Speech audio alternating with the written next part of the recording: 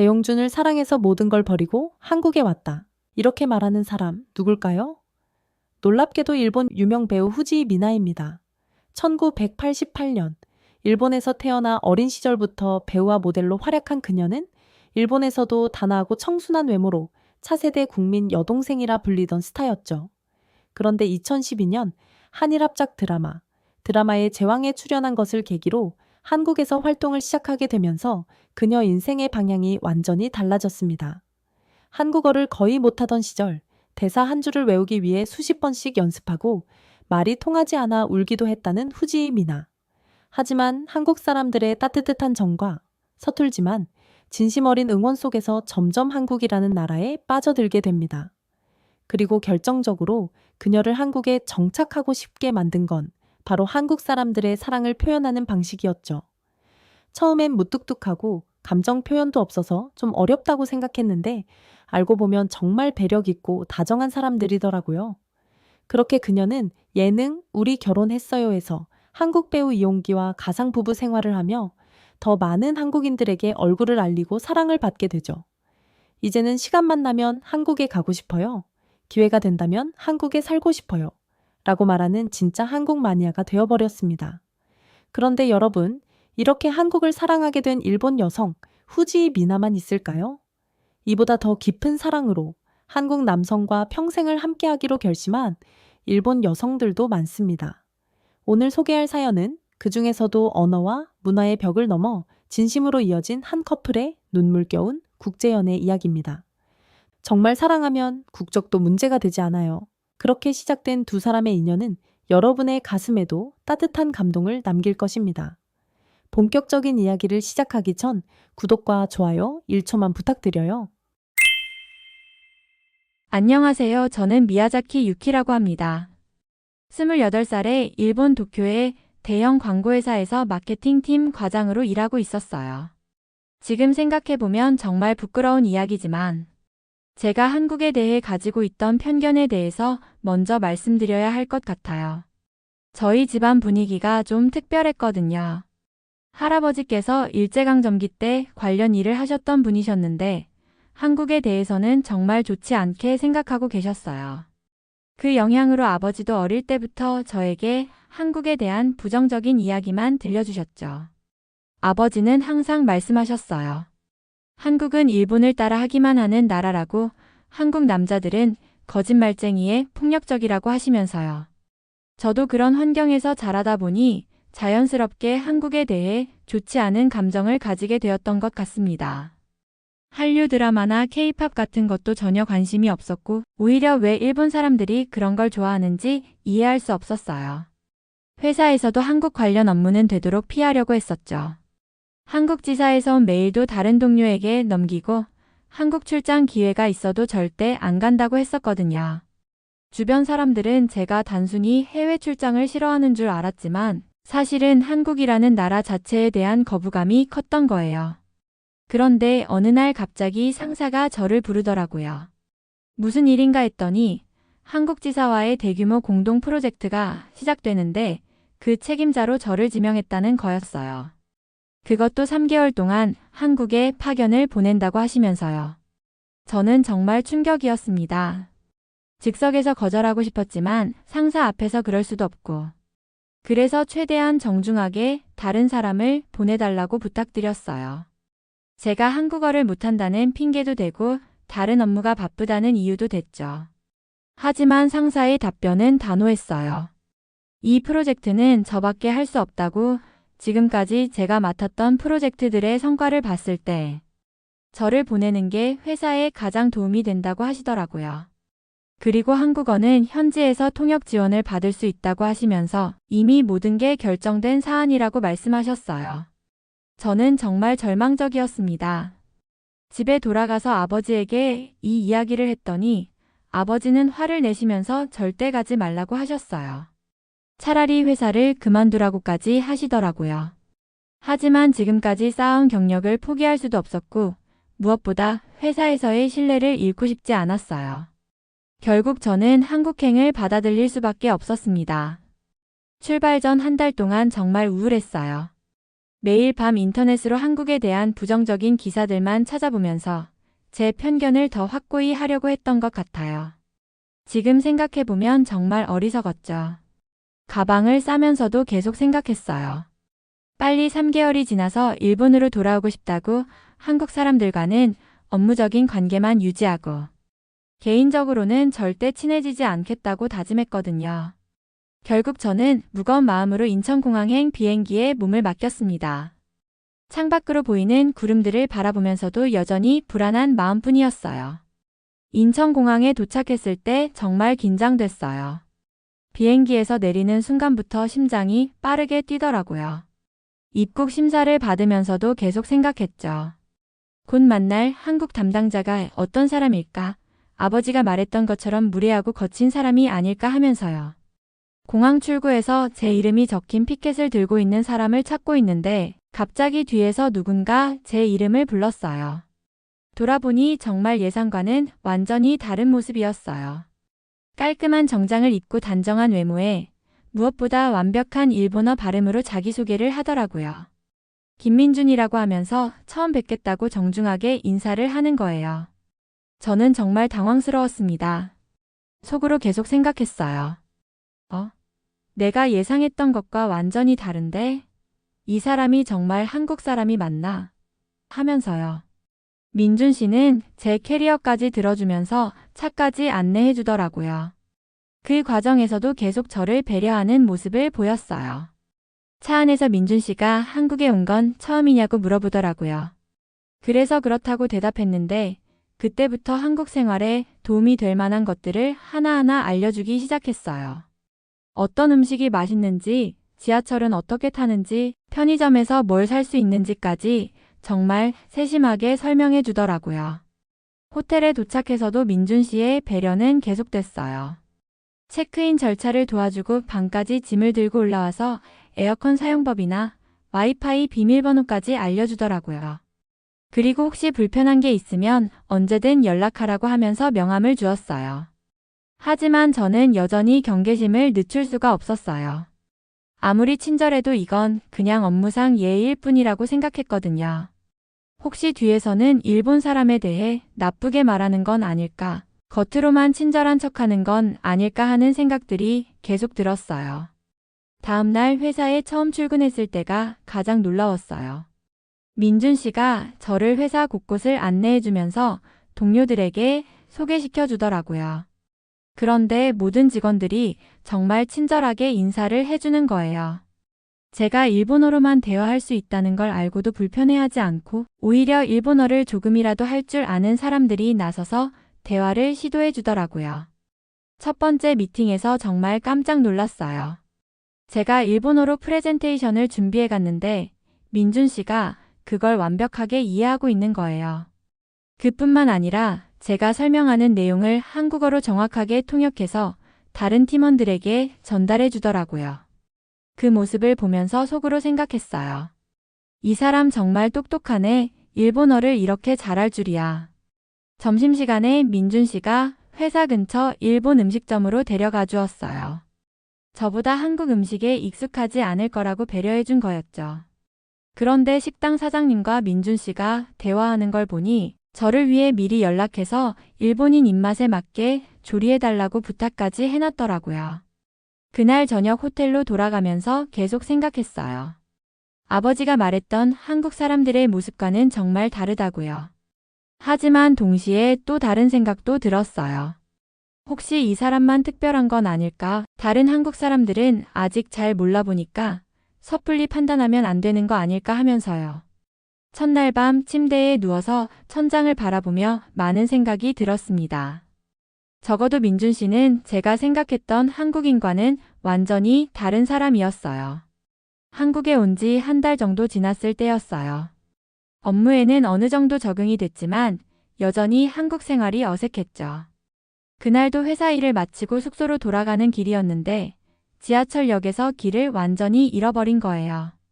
한국어를 못하다 보니 사람들에게 길을 물어볼 수도 없었고 설상가상으로 핸드폰 배터리까지 다 떨어져 버렸어요. 정말 막막했거든요. 시간은 이미 밤 9시가 넘어가고 있었고 주변은 점점 어두워지고 있었어요. 그때 얼마나 무서웠는지 몰라요. 한참을 헤매고 있는데 갑자기 뒤에서 제 이름을 부르는 소리가 들렸어요. 돌아보니 민준 씨가 숨을 헐떡이며 달려오고 있더라고요. 나중에 알았는데 제가 회사에서 나간 지 한참 지났는데도 숙소에 도착했다는 연락이 없으니까 걱정이 되어서 찾아 나선 거였어요. 민준 씨는 저를 발견하고는 정말 안도하는 표정을 지었어요. 괜찮냐고 많이 놀랐냐고 물어보면서 제 상황을 파악하더라고요. 그리고는 밤 10시가 넘었는데도 저와 함께 2시간 넘게 돌아다니면서 제 숙소를 찾아주었어요. 그 과정에서도 계속 저를 위로해주고 한국에 처음 온 사람은 길을 잃기 쉽다고 괜찮다고 해주더라고요. 그날 이후로 민준 씨의 배려는 더욱 세심해졌어요. 제가 한국 음식을 잘 못 먹는다는 걸 알고는 매일매일 다른 일본 음식점들을 찾아서 알려주기 시작했거든요. 오늘은 여기 우동이 정말 일본 맛과 비슷하다고, 내일은 저기 돈가스가 맛있다고 하면서 일일이 위치까지 자세히 설명해 주었어요.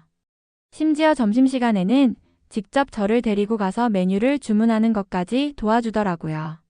한국어 메뉴를 일본어로 번역해서 설명해주고 가게 사장님께 제가 일본 사람이라고 미리 이야기해서 덜 맵게 해달라고 부탁도 해주었어요. 어느 날은 제가 감기에 걸려서 고생하고 있었는데 민준 씨가 일본에서 가져온 감기약이 없어서 힘들어한다는 걸 알고는 점심시간에 약국을 여러 곳 돌아다니면서 일본 브랜드 감기약을 찾아서 가져다 주기도 했어요.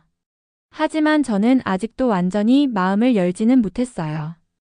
회사 동료들이 민준이 너무 친절한 거 아니냐고, 혹시 유키 씨를 좋아하는 거 아니냐고 수근거릴 때마다 저는 그냥 업무상 예의인 것 같다고 대답했거든요. 일본 본사에서 온 중요한 프로젝트 담당자니까 잘 대해주는 거라고 스스로 합리화했어요. 그런데 프로젝트를 진행하면서 민준 씨의 다른 면들을 보게 됐어요. 정말 창의적인 아이디어들을 많이 가지고 있더라고요. 제가 일본에서 준비해온 기획안에 대해서도 단순히 좋다고 하는 게 아니라 한국 시장에 맞게 어떻게 수정하면 더 좋을지 구체적인 제안들을 해주었어요. 회의 시간에도 항상 책임감 있게 임하는 모습이었어요. 다른 팀원들이 놓치는 부분들까지 꼼꼼히 체크해서 알려주고 일정 관리도 정말 철저하게 하더라고요. 그런 모습들을 보면서 점점 인정하게 됐어요. 이 사람은 정말 일을 잘하는 사람이구나, 믿고 함께 일할 수 있는 사람이구나 하고요. 저녁에 혼자 있을 때면 자꾸 이상한 생각들이 들었어요. 아버지가 말했던 한국 사람들과는 정말 다른데 혹시 민준 씨만 특별한 건가? 아니면 내가 지금까지 잘못 알고 있었던 건가? 이런 생각들이 머릿속을 계속 맴돌았어요. 그럴 때마다 다시 마음을 다잡으려고 했어요. 아직 한 달밖에 안 됐으니까 섣불리 판단하면 안 된다고, 좀 더 지켜봐야 한다고 스스로에게 말했거든요. 하지만 마음 한구석에서는 이미 변화가 시작되고 있었던 것 같아요. 그날은 정말 제 인생에서 가장 무서웠던 날 중 하나였어요. 회사에서 늦게까지 프로젝트 회의를 하고 나서 저녁 7시쯤 퇴근하는 길이었거든요. 회사 앞 큰 횡단보도를 건너고 있는데 갑자기 신호를 무시하고 달려오는 차가 보였어요. 그 순간 머리가 하얘졌어요. 피할 수도 없었고 그대로 차에 부딪혀서 의식을 잃었죠. 깨어보니 하얀 병원 침대 위에 누워 있었는데 온몸이 아프고 머리도 띵했어요. 다행히 큰 부상은 없었지만 뇌진탕과 몇 군데 타박상을 입었다고 하더라고요. 그런데 정신을 차리고 주변을 둘러보니까 제 옆에 민준 씨가 앉아 있는 거예요. 눈이 빨갛게 충혈되어 있고 정장 셔츠도 구겨진 채로요. 얼마나 놀랐는지 표정에서 다 드러나더라고요. 나중에 간호사한테 들어보니 제가 응급실에 실려온 이후로 계속 제 옆에서 지키고 있었다고 하더라고요. 민준 씨는 제가 깨어나자마자 의사를 불러주고 물도 가져다주고 제가 아픈 곳은 없냐고 계속 걱정해 주었어요. 그런데 저는 정말 미안하고 고마우면서도 한편으로는 당황스러웠거든요. 가족도 아닌 제가 이렇게 다쳤는데 왜 이렇게까지 해주시는 건지 이해가 안 됐어요. 그래서 민준 씨에게 물어봤어요. 왜 이렇게까지 해주시냐고. 저는 그냥 회사 동료일 뿐인데 너무 신경 써주시는 거 아니냐고요. 그때 민준 씨가 정말 진심 어린 표정으로 대답해 주었어요. 사람이 힘들 때 도와주는 게 당연한 거 아니냐고, 국적이 뭐가 중요하냐고 하더라고요. 그 말을 들었을 때 정말 충격이었어요. 가슴이 막 뭉클해지면서 눈물이 나려고 했거든요. 그동안 제가 얼마나 편견에 사로잡혀 있었는지 깨닫게 됐어요. 그래서 중얼거렸죠. 제가 알고 있던 한국은 진짜 한국이 아니었나 보다고요. 민준 씨는 제가 입원해 있는 3일 동안 매일 병원에 와서 저를 돌봐주었어요. 회사 일이 바쁜데도 점심시간마다 와서 제가 먹고 싶어 하는 일본 음식을 사다 주고 저녁에는 퇴근 후에 와서 제 이야기 상대가 되어 주었어요. 심지어 일본에 있는 제 가족들에게 연락까지 대신 해줬거든요. 병원에서 나온 후에도 민준 씨의 배려는 계속됐어요. 아직 몸이 완전히 회복되지 않았다면서 무거운 것은 들지 말라고 하고 회사에서도 제가 무리하지 않도록 계속 신경 써주더라고요. 그런 모습들을 보면서 정말 고마웠어요. 그리고 그때부터 민준 씨가 저에게 진짜 한국을 보여주기 시작했어요. 주말에 시간이 되면 한국의 아름다운 곳들을 구경시켜주고 한국 사람들의 따뜻한 인심을 느낄 수 있는 곳들을 데려가 주었어요. 전통시장에서 상인 아주머니들이 외국인인 저에게도 친절하게 대해주시는 모습이나 지하철에서 할머니가 무거운 짐을 들고 계시면 젊은 사람들이 자연스럽게 도와드리는 모습들을 보면서 놀랐어요. 회사에서도 동료들의 진짜 모습을 알게 됐어요. 저를 위해 회식 메뉴도 제가 먹을 수 있는 것들로 맞춰주고 한국어를 배우고 싶다고 하니까 모두가 나서서 가르쳐 주려고 하더라고요. 정말 가족 같은 분위기였어요. 그렇게 한국에서의 생활이 2개월째 접어들면서 저는 완전히 다른 사람이 되어 있었어요. 처음 한국에 올 때의 그 두려움과 편견들이 거의 사라져 있었거든요. 대신 한국과 한국 사람들에 대한 따뜻한 마음이 생겨나고 있었어요. 특히 민준 씨에 대해서는 점점 특별한 감정이 생기고 있다는 걸 느꼈어요. 단순히 고마운 마음을 넘어서 다른 무언가가 생겨나고 있었죠. 하지만 아직은 그 감정이 정확히 뭔지 확신할 수 없었어요. 3개월 파견 기간이 끝나갈 즈음 저는 드디어 제 마음을 확실히 알게 됐어요. 민준 씨를 향한 제 감정이 단순한 고마움이나 호감이 아니라 사랑이라는 걸 깨달았거든요. 매일 아침 회사에서 민준 씨를 보면 가슴이 두근거렸고 퇴근할 때는 내일 또 만날 생각에 설레었어요. 그래서 용기를 내기로 했어요. 일본으로 돌아가기 전에 민준 씨에게 제 마음을 전하고 싶었거든요. 며칠 동안 어떻게 고백할지 계속 생각하면서 준비했어요. 한국어로 연습도 해보고 편지도 써봤다가 찢어보고 그랬죠. 그런데 마지막 주 월요일 아침 회사에 출근하니까 로비에서 익숙한 목소리가 들렸어요. 돌아보니까 아버지가 서 있는 거예요. 정말 깜짝 놀랐어요. 일본에서 갑자기 한국으로 오셨다니 어떻게 알고 오신 건지도 모르겠고요. 아버지는 정말 화가 나신 상태였어요. 저를 보자마자 큰 소리로 지금 당장 짐을 싸서 일본으로 돌아가자고 하시더라고요. 그리고 그 남자와는 절대 만나지 말라고, 한국 남자 따위와 엮이면 집안 망신이라고 하시면서요. 저는 아버지가 어떻게 알게 되셨는지 물어봤어요. 그랬더니 회사 동료 중에 아버지와 아는 사람이 있었던 모양이에요. 그 사람이 제가 한국에서 남자와 친하게 지낸다고 아버지에게 이야기한 거였어요. 정말 당황스러웠죠. 더 큰 문제는 아버지가 회사까지 찾아오신 거였어요. 민준 씨를 만나더니 정말 무례하게 대하시는 거예요. 내 딸에게 접근하지 말라고, 한국 남자 주제에 감히 일본 여자를 꼬시려고 하냐고 폭언을 하시더라고요. 민준 씨는 그런 모욕적인 말을 들으면서도 끝까지 정중하게 대답했어요. 오해가 있는 것 같다고, 자신은 단지 업무상 협력을 하고 있을 뿐이라고 해명하려고 하더라고요. 하지만 아버지는 들으려고 하지 않으셨어요. 그 모습을 보면서 정말 화가 났어요. 민준 씨가 지금까지 저에게 얼마나 잘해줬는데 이렇게 모욕을 당해야 하나 싶었거든요. 그래서 아버지 앞에서 큰 소리로 말했어요. 아버지, 전 이 사람을 사랑한다고요. 아버지는 정말 충격을 받으신 것 같았어요. 그러면서 더 화를 내시기 시작했어요. 집안의 수치라고 한국으로 시집가면 딸로 생각하지 않겠다고 하시면서 아이의 절연을 선언하셨어요. 그 말을 들었을 때 정말 가슴이 아팠어요. 민준 씨는 저를 위해서인지 그 이후로 저와 거리를 두려고 하더라고요. 회사에서도 업무적인 대화만 하고 점심도 함께 먹지 않으려고 했어요. 아마 아버지 때문에 저에게 피해가 갈까봐 걱정하신 것 같았어요. 하지만 저는 포기할 수 없었어요. 민준 씨를 찾아가서 제 진심을 이야기했어요. 아버지가 뭐라고 하시든 상관없다고, 제가 선택한 사람이니까 책임지겠다고 말했거든요. 그래도 민준 씨는 쉽게 마음을 열지 않았어요. 그런데 어느 날 민준 씨가 아버지를 직접 찾아간 거예요. 아버지 앞에서 무릎을 꿇고 말씀드렸다고 하더라고요. 제가 유키 씨를 평생 행복하게 해드리겠다고, 절대 후회하게 하지 않겠다고 약속드렸다고 해요. 그 이야기를 들었을 때 정말 눈물이 났어요. 민준 씨가 저를 위해서 자존심도 버리고 그렇게까지 해주신 거구나 하는 생각이에요. 그때 더욱 확신했어요. 이 사람과 함께하고 싶다고, 어떤 어려움이 있어도 이겨낼 수 있다고요.